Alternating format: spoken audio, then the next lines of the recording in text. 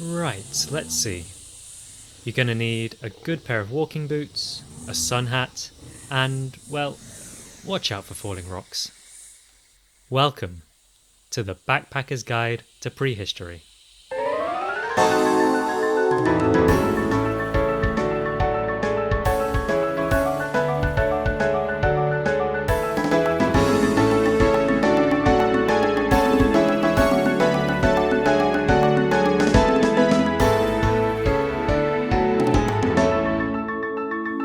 Hello and welcome to the Backpacker's Guide to Prehistory, the podcast that provides top travel tips for time travellers. I'm your tour guide, David Mountain. Modern life is, for many of us, pretty good. The food is nice, there are flushing toilets, and each day brings yet another streaming service you didn't know you needed. In one respect, however, the modern era is really letting us down. Travel. Now, I don't mean that it's difficult to go on holiday, quite the opposite. Indeed, the fact that travel is now so easy is precisely the problem.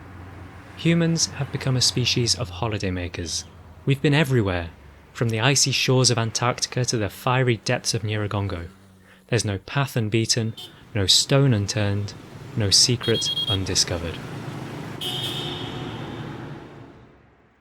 I don't know about you, but I'm looking for something a bit different.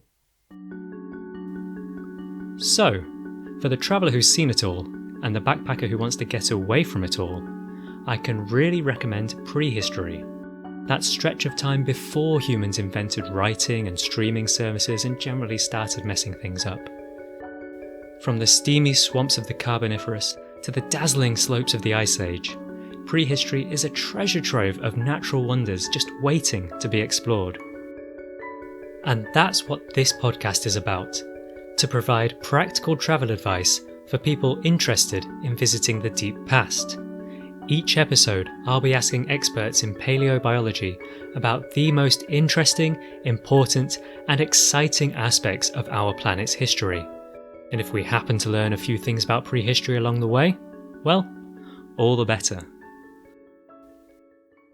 For simplicity's sake, we're going to class anything older than 10,000 years ago as prehistory, because it's around that time that humans really start to have a noticeable impact on the natural world. If 10,000 years ago sounds like a long time to you, don't worry. It still gives us more than 4.5 billion years of fantastic destinations to explore. So, let's get started.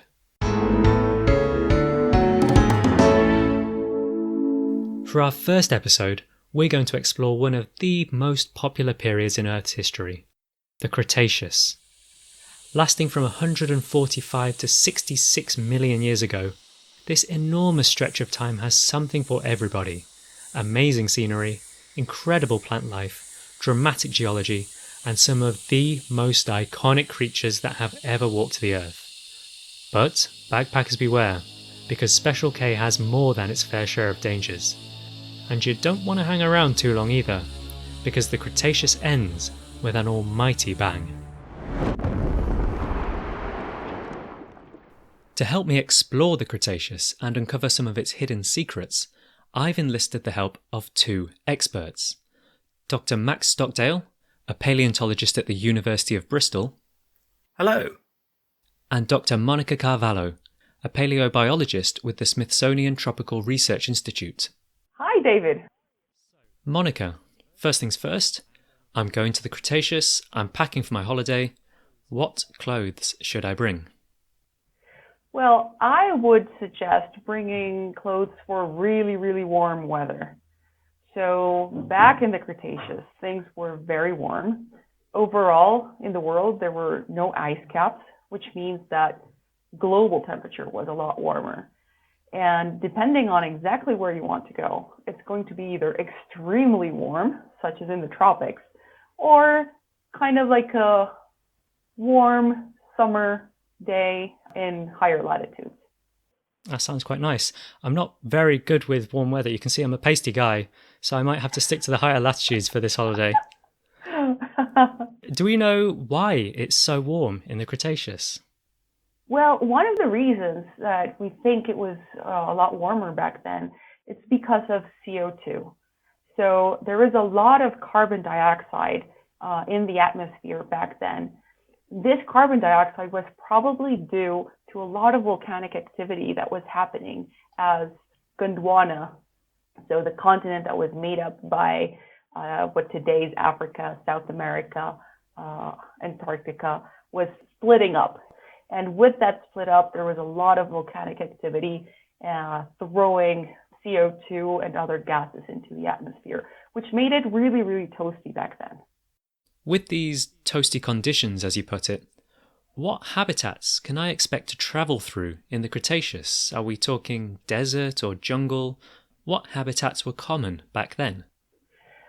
Jungles were pretty common, but the jungles were very different to what we know today. So back then, we're in the age of the rise of flowering plants. So today, almost everything you see, every plant you see when you look out the window, most of it are flowering plants. They produce fruits, so we rely on them for food. But back then, they were just beginning to diversify. They did so pretty fast, but it seems that they really did not become as dominant as they're today until the end of the Cretaceous. So you're going to see a lot of jungle, but that jungle is going to be made mostly of a lot of ferns, a lot of conifers, and then some bushes, some large trees of flowering plants. It's going to be very, very different. It's going to be a lot easier to walk around though, because if you go today to a rainforest, a tropical rainforest, say, it's very hard to walk around. There's plants everywhere, there's vines intertwined with everything, so you cannot really walk very easily. Back then, forests were a lot more open, so you could probably take hikes all around while you're exploring and looking out for Tyrannosaurus or Triceratops. Good, it makes it easier to run away as well. Exactly. So you mentioned some of the plants that I might see, the ferns and conifers. Are there any flowering plants that I might recognize from today in the Cretaceous? Some of them. Magnolia trees, for example. We know that there were some magnolia trees back then, which presumably they would also be making those large showy flowers that we know today. Really, really beautiful how they synchronize and flower in early spring. So were the seasons the same in the Cretaceous as now? Was there still a spring and an autumn, or with all that warm weather and that CO2, was it more equitable throughout the year? It was equitable, a little bit more equitable throughout the year, but there were definitely seasons, because seasons are not controlled only by temperatures. Temperatures are a byproduct of seasons. So in high latitudes, we would definitely expect longer days in the summer, shorter days during the winter. And even up in the Arctic, because there were no ice caps, there was life up there. There were dinosaurs roaming around. There were also a lot of plants, but most plants would kind of shut down for almost 6 months of the year during wintertime, and then wake up during summertime and have these really, really long periods where they were just growing and doing photosynthesis and being food for a lot of large herbivores. It's amazing. So it's kind of very extreme winter with no light, and then suddenly 6 months of summer. Exactly. Okay, so I don't want to be there in the winter because I won't see anything. No, you would probably see very, very nice northern lights, definitely. Oh yeah, that's true. But it would be cold, and yeah, it would be a lot harder to spot animals if that's what you're into. Yeah, that's true. So you mentioned a bit earlier just about how successful flowering plants are today. I mean, it's about 90% of all the plants you see in the world. Essentially, if it's not a conifer, a fern, a moss, or a liverwort, it's probably a flowering plant. So what's their secret? What makes them so successful? That's a great question. And we don't really know exactly, but it might be a combination of factors. So overall, flowering plants, they grow a lot faster and they do a lot better than either conifers or ferns or liverworts or mosses. And they do this because their photosynthetic rates are higher. That comes together with a particular type of leaves, which, leaves, they have these reticulate pattern, and their veins make this reticulate pattern, and that kind of gives them an advantage at being a lot more efficient in water transport and sugar transport. Another thing is that they produce flowers. So flowers are these really beautiful structures, really highly modified structures that either attract pollinators or are highly specific at capturing pollen, in the case of grasses, for example. And this may have favored, the evolution of flowers because they were speeding up, bringing pollinators, having pollinators bring their pollen to them instead of just relying on wind to be dispersing it. The same would happen with fruits. So all flowers end up being fruits. Fruits can be many types. We're most familiar with the fruits that we eat, right? Who doesn't love an avocado? Who doesn't love a banana? And we are dispersers, right? So when we eat, we're kind of sending plants around. We could even think that we've been domesticated by plants in order to spread them around. I like that. So with the evolution of fruit, maybe there's also a lot of coevolution with dispersers. So they both became angiosperms, flowering plants, both became a lot more efficient in pollination and in dispersing their fruits and their seeds. Max, another important topic we should discuss is travel, simply getting around the Cretaceous world. Because this is a little more difficult than it has been in previous periods, given that the continents, which were previously fused into one supercontinent, Pangaea, are now breaking up. Earlier, Monica mentioned that Gondwana, the enormous southern continent, is splitting apart. But how exactly is Pangaea breaking up? I mean, what landmasses are going where in the Cretaceous? So Pangaea started breaking up in the middle of the Jurassic period, and it was sort of still moving away from its original position by the time the Cretaceous started. We were sort of midway through the Cretaceous period. It had separated into two main landmasses. There was a northern landmass, which was made up of North America, Asia, and Europe, and then there was a southern landmass, which was made up of South America, Antarctica, and Australia. And Africa and India were sort of moving towards their modern-day positions. They were sort of heading north between the two. And by the time the Cretaceous came to an end, the continents were sort of very, very much moving towards their modern-day positions. So these two northern and southern landmasses had broken up, and there were features that we would recognise today. So the Atlantic Ocean had formed. It was only half as wide as it is today, so it actually would have been probably a good time for you to go across to the United States. We also heard from Monica how this tectonic rifting is associated with a lot of volcanism, and backpackers do need to be aware that the Cretaceous is home to a lot of active volcanoes. Max, are there any specific locations that backpackers should avoid if they don't want to be incinerated on their holiday? That's a very good question. So volcanism is a very widespread phenomena throughout the globe in the Cretaceous period. But there's one particular region in the Cretaceous which you probably want to stay away from. And this is a region that's called the Deccan Traps, which is in India. And this is what we call a flood basalt. It's a type of volcanism that we don't really see in the world today. And it would have been many millions of cubic kilometers of lava covering vast areas of the planet's surface. So yes, it's a very, very good way to avoid being incinerated is to avoid going to India. Sound travel advice, thank you. Now, another factor making travel difficult in the Cretaceous, besides the endless plains of molten rock, are the sea levels. Absolutely. So the sea level during the Cretaceous period was much higher than it is today. And that would have caused a great deal of flooding inland. So we've got these sort of inland oceans which have formed, which is completely dry land today. And there's a few different reasons for why the sea level is rising. One of them are these mountain building episodes. So as the Atlantic Ocean and the ocean basins open up, there would have been a build-up of rock on the sea floor, and that will have displaced much of the seawater, which is simply not enough room for it, so it would have spilled out onto the land. Also, there's a climatic factor going on, that it's much warmer in the Cretaceous period than it is today. So there would have been no ice caps at the poles, and the fact that there was no Arctic ice, all that water's got to go somewhere, so it would have been in these shallow ocean basins inland.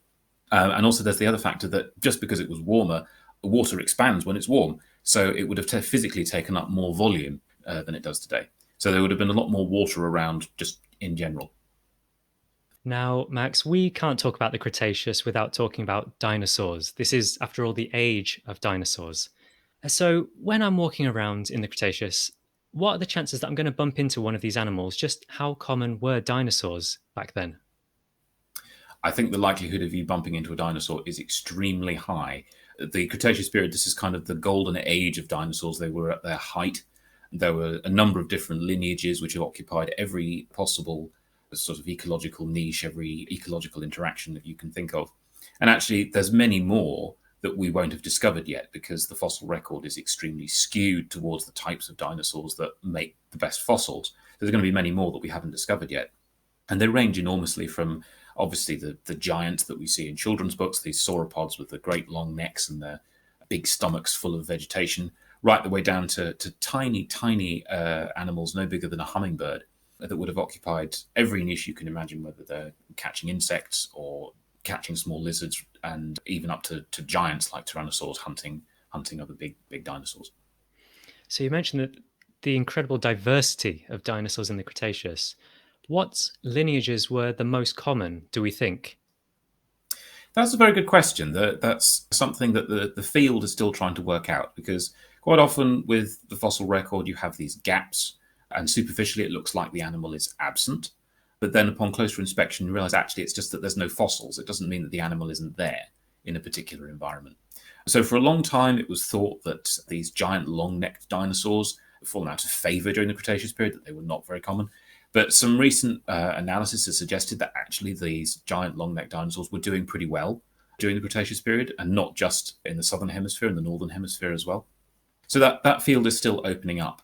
But there's certainly groups of dinosaurs that were extremely common during the Cretaceous period. In particular, there were herds of beaked dinosaurs. There's a number of different sorts. So there would have been sort of four-legged beaked dinosaurs with horns. Triceratops is a very famous example. And these animals would have been living in huge herds throughout the northern hemisphere, particularly towards the end of the Cretaceous period.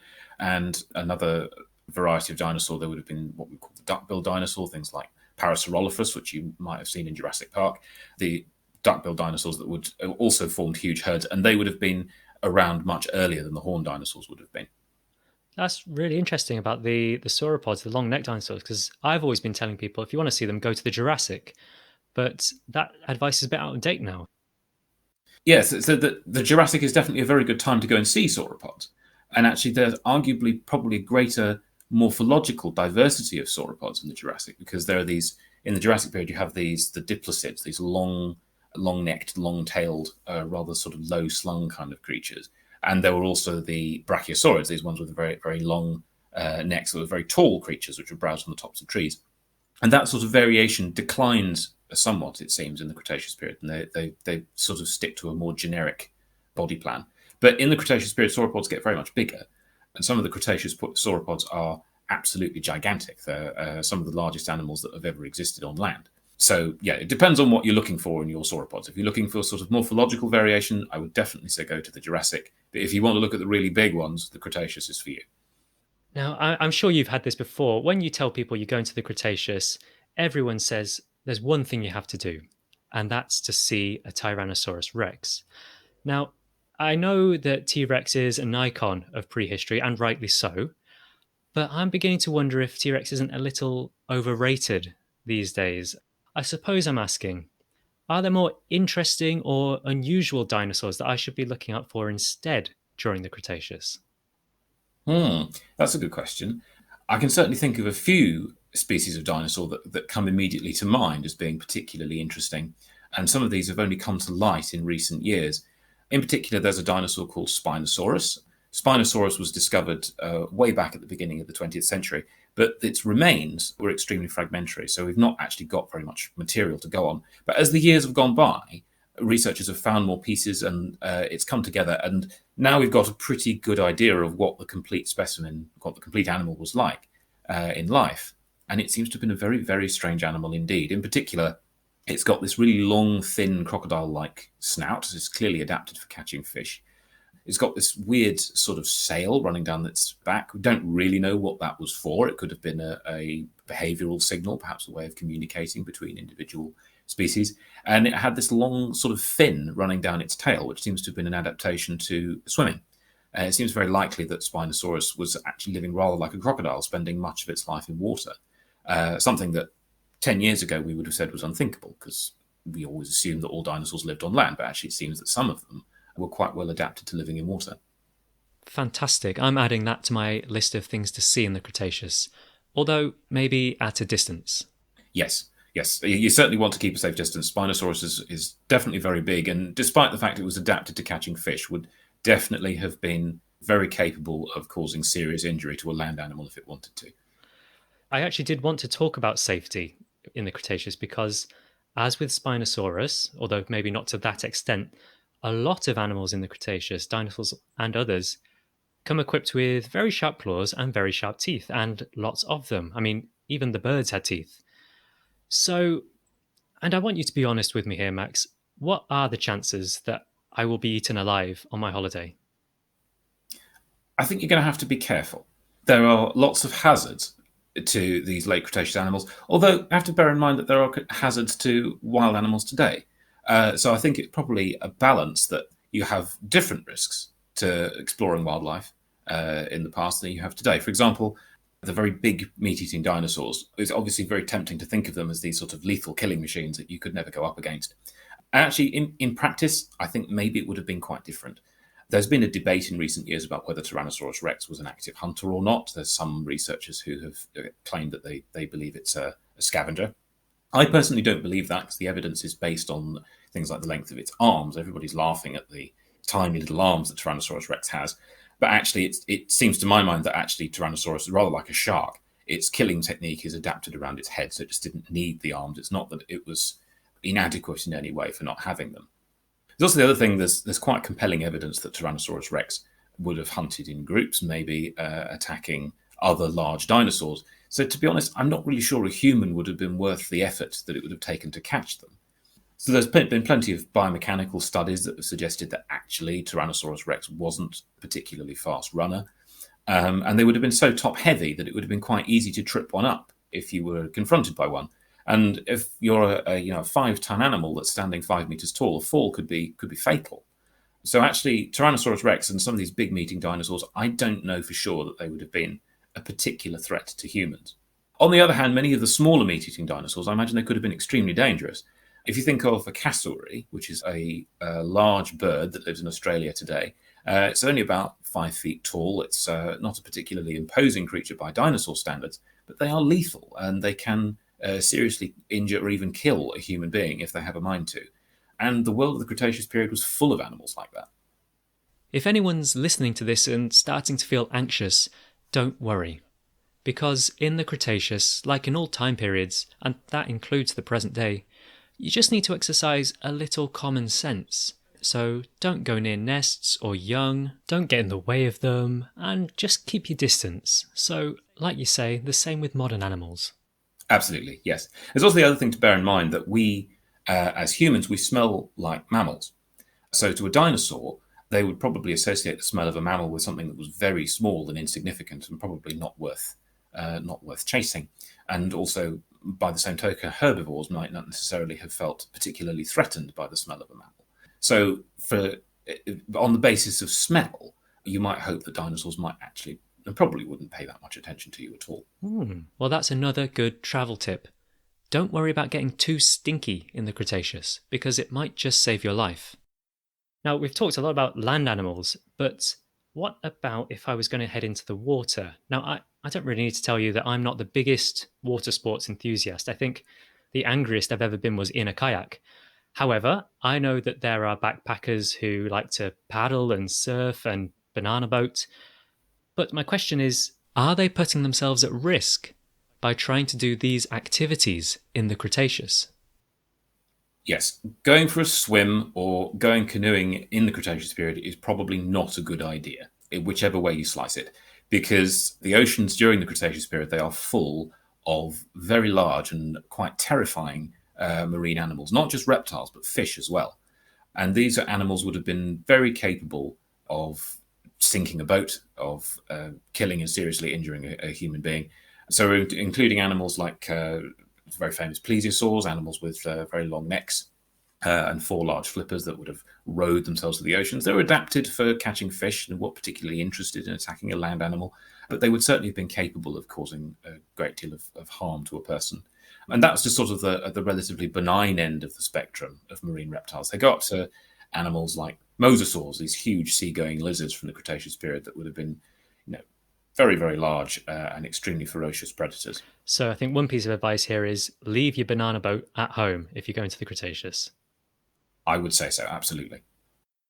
I would say, however, that the single most important piece of travel advice in the Cretaceous is simply this. Avoid the end Cretaceous. I'm talking 66 million years ago. Because we know that during that time, life on Earth suffered a mass extinction. Monica, what happened at the end of the Cretaceous to cause this mass extinction? Oh, gosh. The end of the Cretaceous was this massive ecological catastrophe. So we really think of it in terms of either volcanic activity that was happening around India or the impact of a giant asteroid that hit near the Yucatan Peninsula.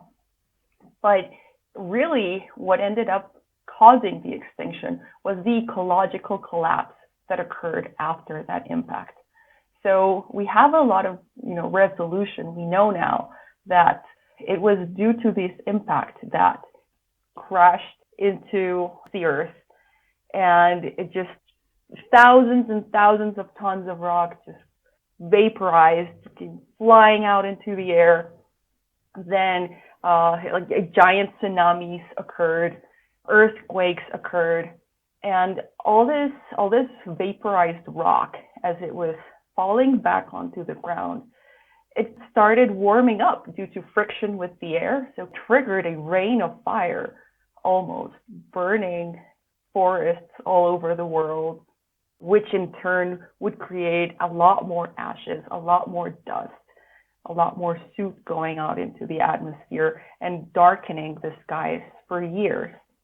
So it was that scenario, that ecological catastrophe, that shut photosynthesis down around the world and ended up killing, all the large herbivores, in consequence, all the large carnivores, and affecting the ocean for a really, really long time. Now, you say a really long time. Do you know how long it took for plant communities around the world to recover fully, to get back to where they were before that impact? It's very interesting because plant communities didn't recover per se. They changed a lot. So around the world, extinction for plants was not homogeneous. So extinction, it seems to be, it was a lot harsher the closer you were to the impact site. So if you're in Patagonia, in the southern part of South America, extinction didn't seem to be so harsh. So around only 10% of plant species went extinct. And only a couple million years later, we see these forests that are already pretty diverse and have herbivores that are highly specialized on feeding on these plants, and they're also pretty diverse.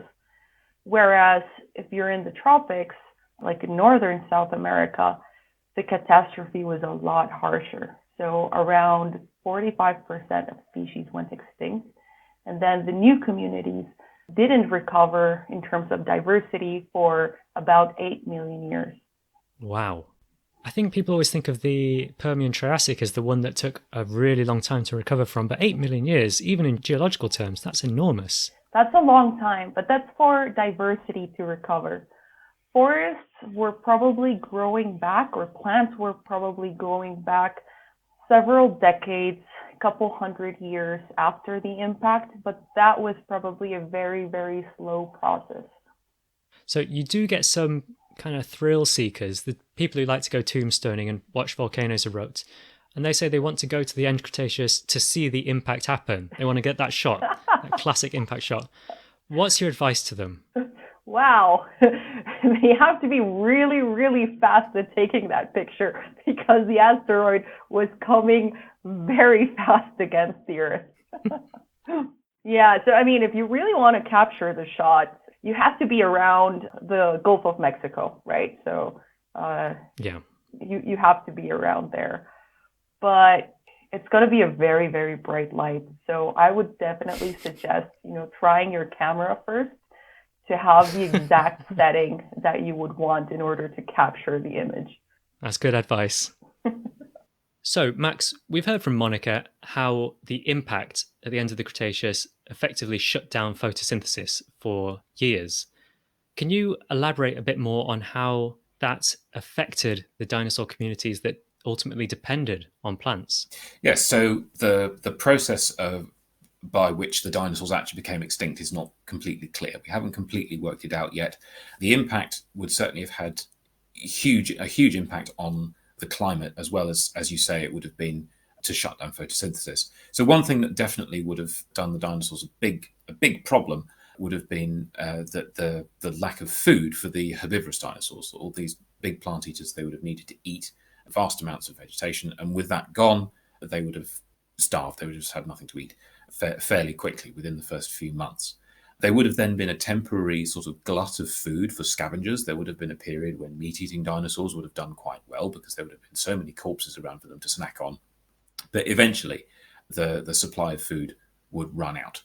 And one of the things that seems very clear is that body size was a very major factor in what caused the dinosaurs to become extinct, because there's a very clear sort of cut-off point that animals above a certain size did not survive. And animals below a certain body size, they had a greater probability. There were plenty of small organisms which did go extinct, but it was certainly body size was a big factor in dictating who survived and who didn't. Like I say, there's huge climate impacts as well.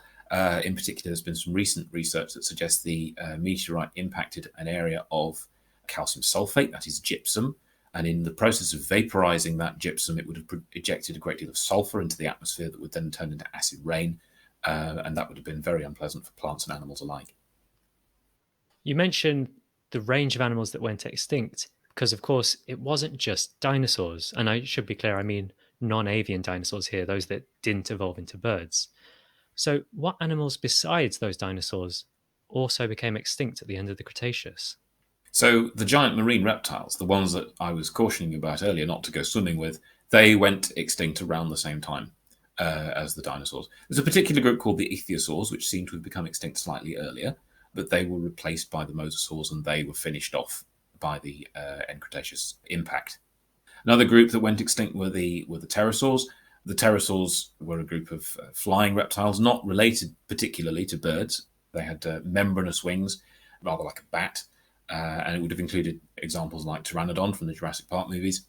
And it seems they became extinct around the same time as the dinosaurs, probably for similar reasons. But there's also evidence of members of our own lineage, the mammals that became extinct. There were lineages of mammals in the Cretaceous period which disappear around that time. Some of them survive into the more recent times, and obviously they are the ones that are our ancestors. Well, that's nearly time. But since mass extinctions tend to be a bit of a downer, I'd like to end instead by asking both my guests for their one top recommendation for the Cretaceous period. For me, I think I would say stay at home, because actually the United Kingdom during the Cretaceous period, I reckon it would have been a pretty great place to go on holiday, because during the Cretaceous period, the European continent was much closer to the equator than it is today, so it would have been much warmer. And it would have been an archipelago of small islands, because like I was saying earlier, the high sea level would have inundated much of the European continent. So the high ground would have formed these little islands. And actually received wisdom is that it would have been rather like the Cayman Islands or the Caribbean today. So it would have had these pristine white carbonate sand beaches and maybe beautiful azure blue water, which you want to stay out of, as I was saying, but it still looks nice. So I would have said maybe head down to somewhere like Portsmouth or Southampton or the Isle of Wight and just go and have a stroll along the beach. That sounds wonderful. And Monica? I would love, for me, I would love to go see these cat-sized pterosaurs that lived around British Columbia. I think they would make great pets. Oh, so you're going to bring one back? I would love to bring one back. I find that a cat-sized pterosaur would be so cute. And all that's left for me to say is thank you very much to my two guests, Dr. Monica Carvalho and Dr. Max Stockdale, for sharing their Cretaceous travel advice. If you've enjoyed what we've been talking about today, then do check out their work and their research, because they're doing really exciting stuff. You'll find the relevant links in the episode notes.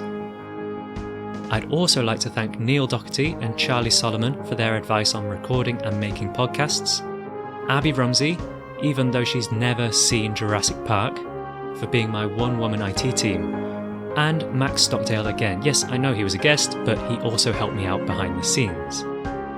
And most of all, thank you to you for listening. I hope you've enjoyed this episode, and if you have, please feel free to like, subscribe, share, and leave a positive review.